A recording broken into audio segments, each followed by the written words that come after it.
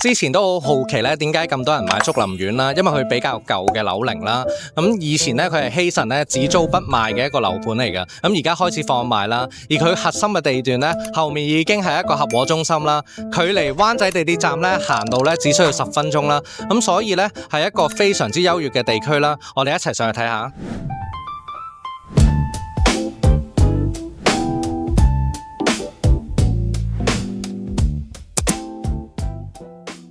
今次咧有時間咧同大家開箱一個竹林苑嘅單位啦，近窗嘅位置咧其實係佢哋最大嘅賣點啦。佢有一個幾何形狀嘅落地玻璃啦，除咗設計上比較獨特啦，亦都可以飽覽到譬如灣仔同埋山景嘅景觀啦，亦都令到成間屋咧因為落地玻璃咧個受光面更加多。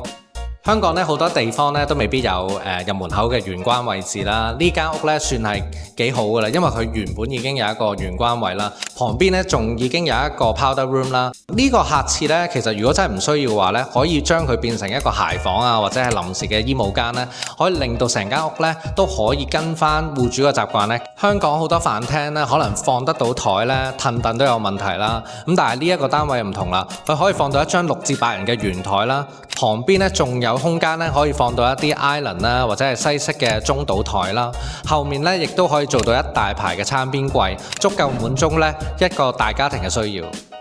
喺梳化區嘅後面咧，其實仲有一個細窗咧，都可以望到少少跑馬地馬場嗰邊嘅景觀啦。而佢嘅樓底你見到咧，佢都會有大概2.7米嘅高度啦，加上一個開揚嘅景觀咧，令到間屋咧空間感咧望落去更加大。廚房嘅面積咧其實唔算好大啦，但係咧佢嘅爐頭位置啦，同埋一個備餐區咧，其實都係拆分開嘅，變相中間咧都有充足嘅走動空間啦，滿足翻可能一大班人煮嘢食啦。嚟到主人房咧，除咗一個落地玻璃之外咧，其實見到個面積都好寬闊嘅，床嘅位置咧可以放翻喺呢一邊咧，或者呢一邊都可以啦。係因為嗰個空間都比較闊落啦，所以無論床放喺邊邊咧，都可以做到3邊落床。